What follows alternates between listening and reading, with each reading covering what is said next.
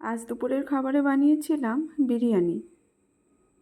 অনেক দিন বাদে আজকে ঘরে বানিয়েছিলাম বিরিয়ানি। এটা ছিল চিকেন বিরিয়ানি। তো চলুন খাবারের প্লেটটা সাজিয়ে নিই।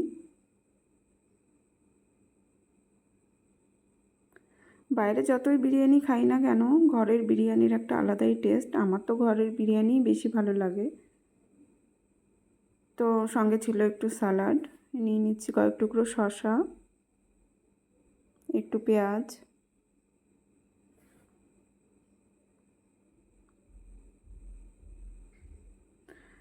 সঙ্গে কিন্তু ছিল বড় বড় আলু। বিরিয়ানিতে আলু তো মাস্ট থাকবেই। এটা ছিল একটু রায়তা, শসা পেঁয়াজ কাঁচা লঙ্কা কুচি দিয়ে একটু রায়তা বানিয়েছিলাম। এটা একটু গ্রেভি আলাদা করে তুলে রেখেছিলাম। আর সঙ্গে ছিল রসগোল্লা। আমার কিন্তু বিরিয়ানিতে একটু গ্রেভি লাগে, একদম শুকনো শুকনো আমার খেতে ভালো লাগে না।